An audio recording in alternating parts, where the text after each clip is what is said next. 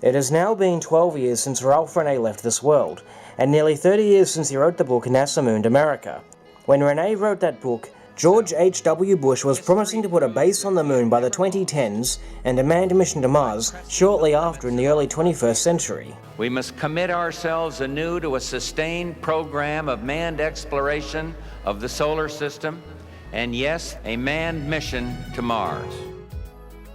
When the Rand Corporation first contacted me, I got a letter that said something like, "Oh, bright Mr. Inventor." At the time I was a member of Mensa, which is the High IQ Society, and I'm also an inventor with 2 granted patents without any large corporation type help. And it said, NASA, poor NASA, would like some free ideas on space if you have any to donate. So I did. I sent in 3 or 4, I didn't keep any records, and I never received a confirmation that they had received them, which began to rankle me a little bit. It takes time to write an idea up. I gave them time, I gave them ideas, and they didn't say, "Gee, thanks for the submission."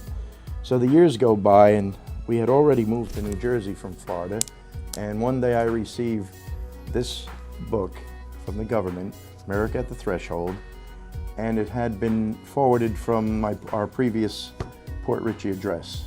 And I look at it and I say, I wonder why I got this. And I look, and then I see it's a tout that NASA intended to take a manned mission to Mars.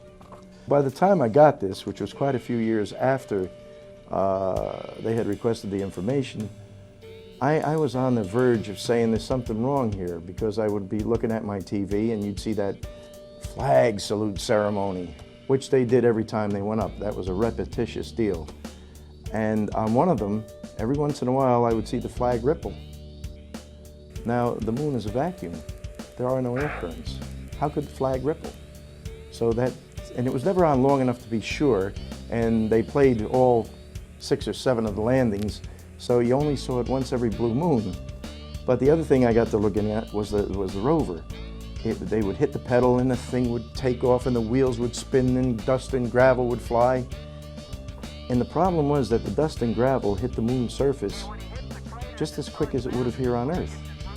My generation was the hot rod generation. Every red light was a go flag. You know, we were in a race. So I saw a lot of dirt and gravel spitting around. And that started to wear on me. And then, of course, I saw, I believe it was in the Inquirer, an article about Bill Casing. And that started to make me wonder even more. So when I received this thing, as I read through it, I found my name on page A51, right in the center of the page. And it was put there because at least one of my ideas had passed 3 or 4 sequential screening committees. Which idea? I don't know, they didn't tell me.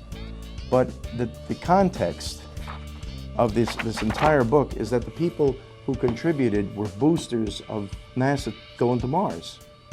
By this time I was very shaky that we had even gone to the moon. And I got mad. I mean, I got mad. Who the hell do they think they are? So I took a magnifying glass and I began to look at the pictures in this book. And there's quite a few of them. There's artwork and sketches, but there's also actual pictures. And I started to see things that were very strange. And I looked and I looked and I looked. And I went out and I ordered some pictures from NASA, pictures I had seen other places.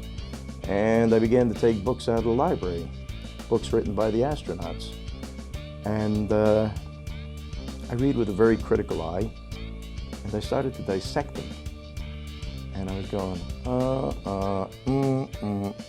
I also found books written by ex-government scientists, one of whom very definitely states that there's a radiation problem out in space, that whenever that sun throws a little fit a little solar storm, that the amount of radiation is vast and immense, and that you would need 6 feet of shielding all around you to keep you alive from even a medium solar storm, or even a little one for that matter, solar flare, solar storm. So I took a very jaundiced look at the thing, and I began to write. It was not a book, it was more of a report, because I wanted to forward it to Ross Perot, as he was ostensibly running for president at the time. I never did get through to him. But in the meantime, that report expanded and expanded, and one day it was book-sized, and I decided to publish. And I began sending feelers out, which I had been through before with my other books, and it seems nobody's interested. So I finally self-published it, and here we sit today.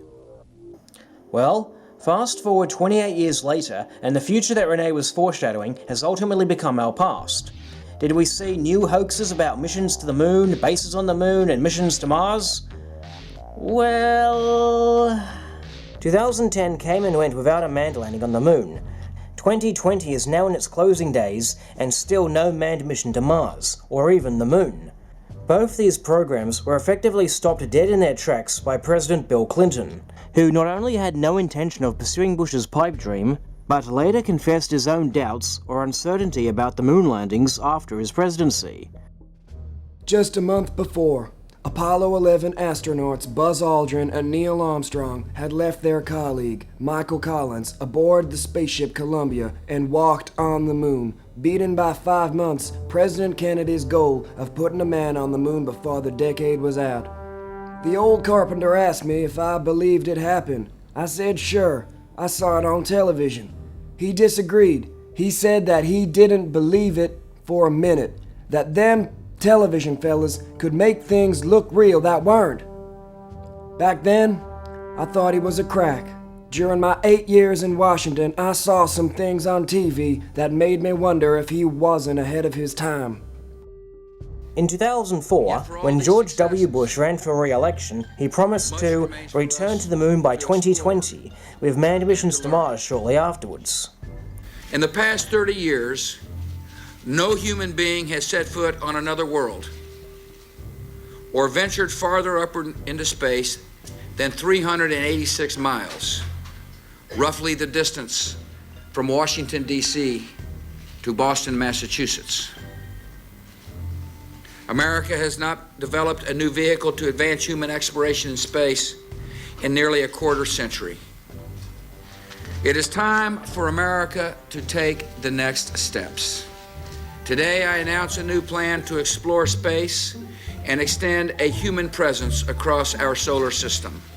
Our first goal is to complete the International Space Station by 2010. Our second goal is to develop and test a new spacecraft, the Crew Exploration Vehicle, by 2008, and to conduct the first manned mission no later than 2014. The Crew Exploration Vehicle will be capable of ferrying astronauts and scientists to the space station after the shuttle is retired. But the main purpose of this spacecraft will be to carry astronauts beyond our orbit to other worlds.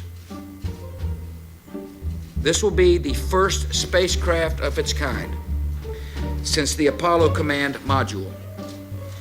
Our third goal is to return to the moon by 2020 as the launching point for missions beyond. Beginning no later than 2008, we will send a series of robotic missions to the lunar surface to research and prepare for future human exploration. Using the Crew Exploration Vehicle, we will undertake extended human missions to the moon as early as 2015, with the goal of living and working there for increasingly extended periods of time. We will then be ready to take the next steps of space exploration, human missions to Mars and to worlds beyond. The re-election was successful, but the only thing ever to materialize out of the Constellation program was the first and last launch of the Ares 1 rocket. Barack Obama cancelled the moon program over what he deemed excessive budget. As part of his budget cuts, President Obama has cancelled plans to put American astronauts back on the moon. He said the scheme was over budget, behind schedule, and lacking in innovation. It's 40 years since man first walked on the moon, and the chances of it happening again are smaller than ever. We simply cannot continue to spend as if deficits don't have consequences, as if waste doesn't matter, as if the hard-earned tax dollars of the American people can be treated like monopoly money. NASA has already built the rockets and spent $10 billion on the project, but Barack Obama's new budget doesn't include any money for lunar exploration. And that's despite the combined costs of the shuttles and the ISS cost more than that, or even the Apollo program. Then after coming under fire, Obama opted to skip the moon and send a man to an asteroid by 2025. We'll start by sending astronauts to an asteroid for the first time in history.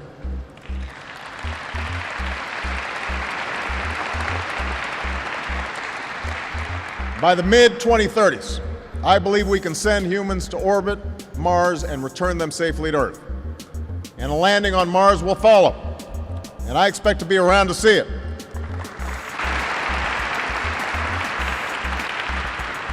I understand that some believe that we should attempt a return to the surface of the moon first, as previously planned.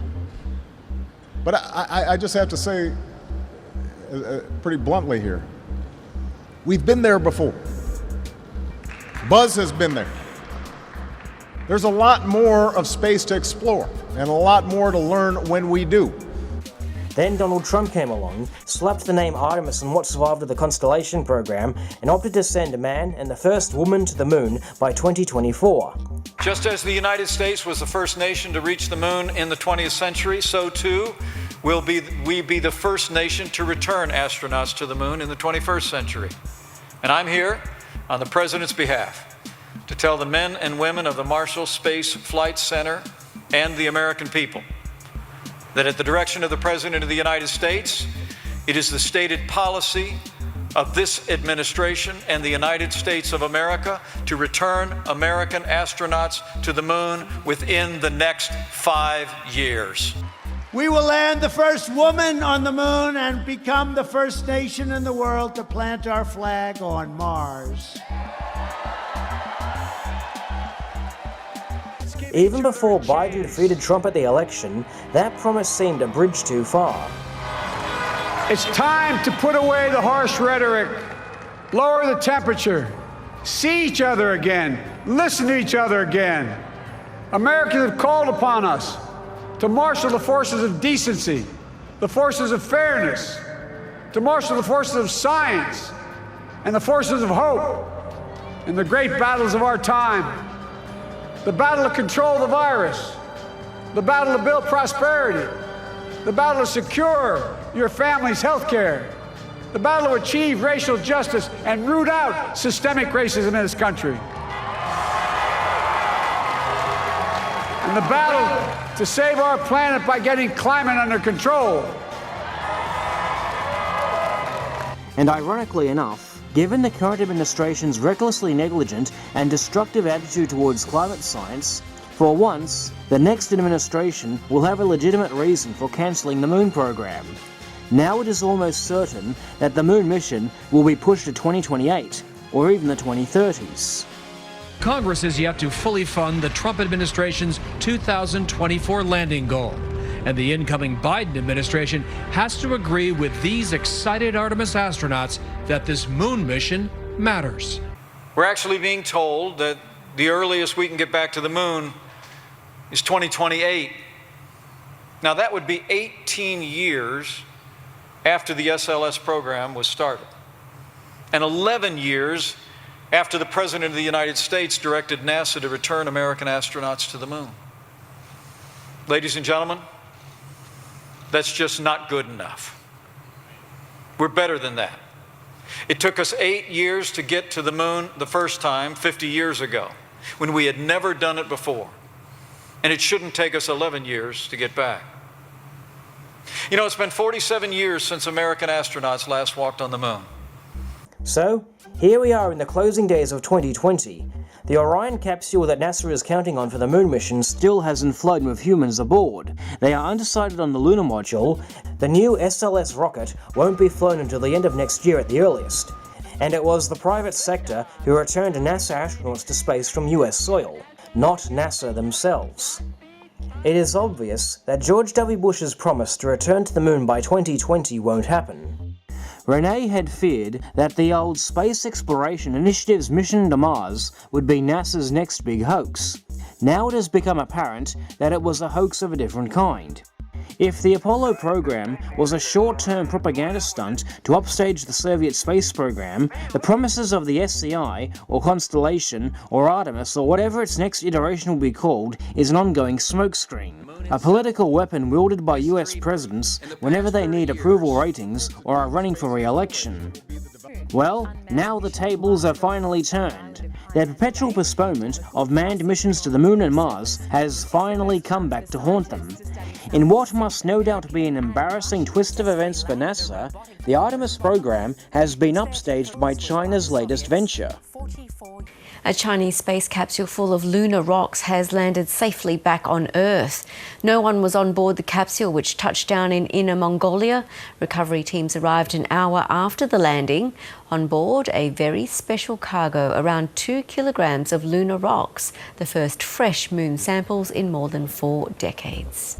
Not only is it the first lunar sample return mission since Lunar 24, it has been regarded, even by René's critics, as almost being an unmanned Apollo mission. The mission profile is very similar to that of Apollo. It consists of a mothership with a service module and re-entry module, and a lander consisting of an ascent stage and descent stage. The lander even went through all the trouble of remotely deploying a Chinese flag. And rather than a landing craft returning directly to the Earth, as the Soviets did, the Chang'e 5's ascent stage docked with the mothership in lunar orbit and transferred the samples to the re-entry module. It became the first autonomous docking in lunar orbit, or at least the first we know about. The Soviets had already demonstrated in 1967 with their Cosmos 186 and 188 missions that it was possible to make an autonomous docking in Earth orbit, so why not lunar orbit? And when the Zond 5 went around the moon, people initially thought the capsule was manned when cosmonaut voices were transmitted from it. Had the Chinese done the same, I doubt anyone tuning in would have been the wiser. The samples were retrieved from a previously unvisited area of the moon. There could be up to 4 kilograms of material. Scientists expect them to be quite different from previously retrieved rocks and are confident they will be able to tell us more about how the moon is constructed.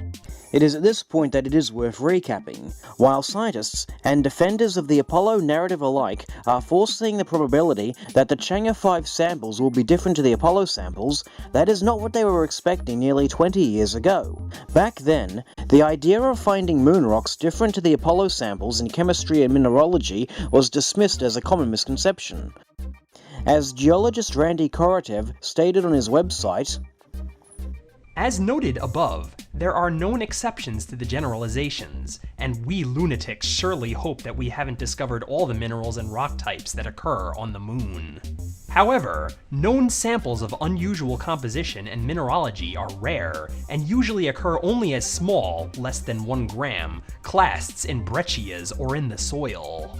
We have no reason to suspect, based on data obtained from orbit on the Clementine and Lunar Prospector missions, that any region of the moon is rich in types of rocks significantly different from those we know about or postulate might exist. Most ore-forming processes on Earth involve water, so we would not expect any hidden ore deposits on the moon.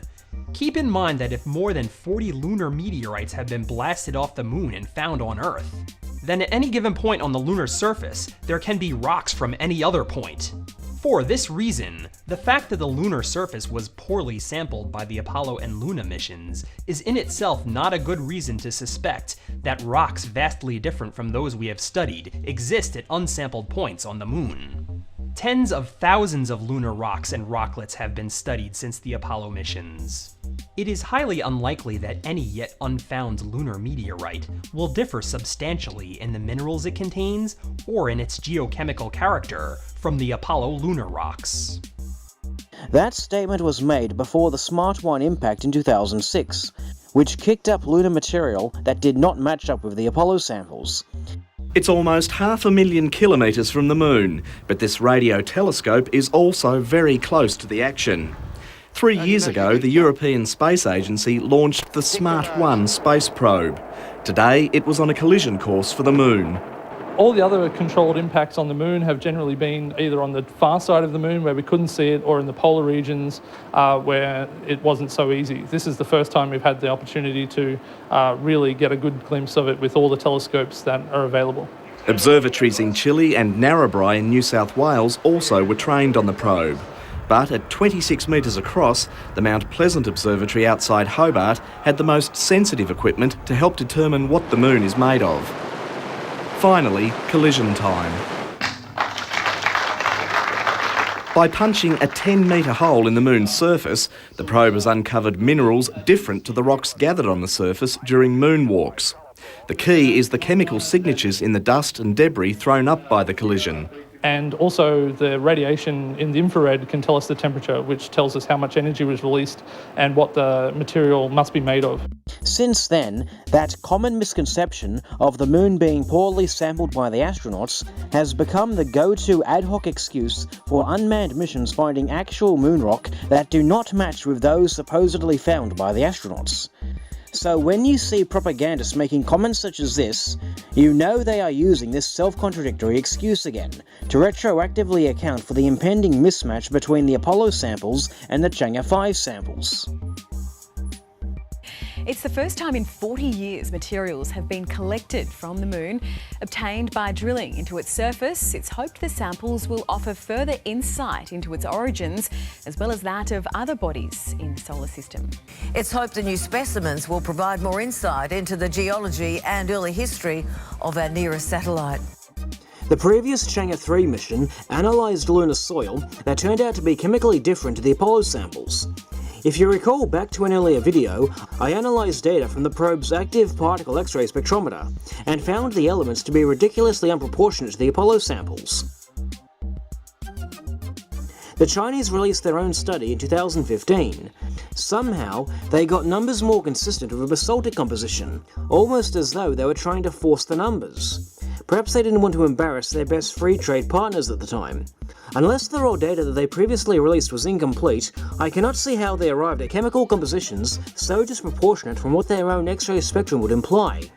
But even with that, the Chinese still concluded, from a correlated analysis of the regolith derived from rocks at the Chang'e 3 site, freshly excavated by Zaiwei crater, we recognise a new type of lunar basalt with a distinctive mineral assemblage compared with samples from Apollo and Luna and the lunar meteorites.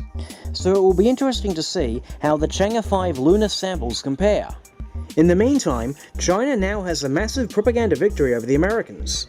While NASA continues to struggle with and fall behind in their continuous postponement of moon programs, China has brought home the lunar bacon. This breakthrough is just the latest in the nation's ambitious space program that includes a robotic mission to Mars.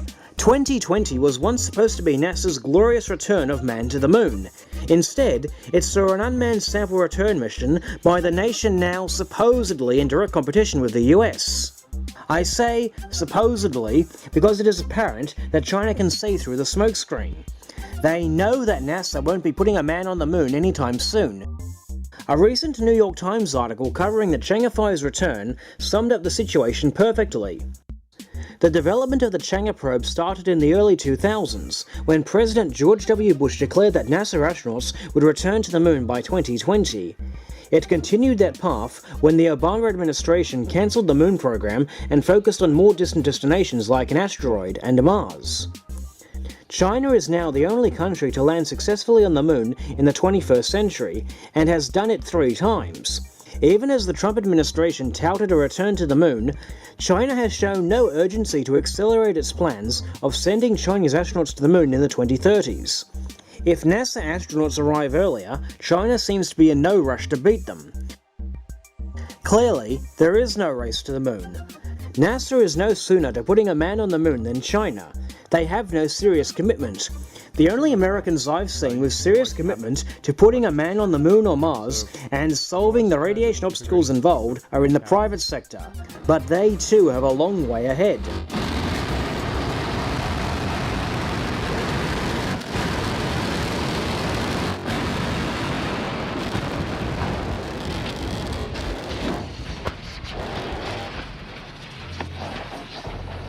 Perhaps by the 2030s, Joe Biden's successor will be touting a return to the moon by the 2050s. The space race clearly was never meant to be won. It was meant to be forever ongoing. Ironically, if we are ever to see the moon fever of the Apollo era revived, just wait until China either fakes their own moon landing or solves the radiation hazard and does it for real. Suddenly, the US will have reason to compete again. Until such time as we have a serious commitment, China's latest success has done the Apollo hoax movement a big favour by giving us yet another proof of concept as to how to pull off a hoax. Rather than inventing any new space technology, China's modus operandi has always been to reverse engineer the technology of the Americans and Russians.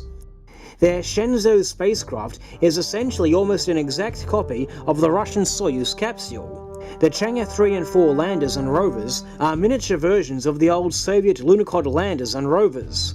And make no mistake about it, the Chang'e 5 spacecraft is quite literally a miniaturized copy of the Apollo Command Service Module and Lunar Module, with only one crucial difference. There was admittedly nobody aboard. Marcus Allen had stated in a 2002 Telegraph article that he believed robotic missions to the moon were sent in the Apollo astronauts' place. Well, China has just given that theory more credence with their Chang'e 5 mission. It carried out the exact lunar landing profile attributed to Apollo down to a T. It was tracked by ham radio operators at various stages of the mission. I say again, had the spacecraft transmitted taikonaut voices or faked videos of taikonauts on the moon, I've no doubt those hams would have been duped. As even the propagandists have stated, Chang'e 5 is almost like an unmanned Apollo mission.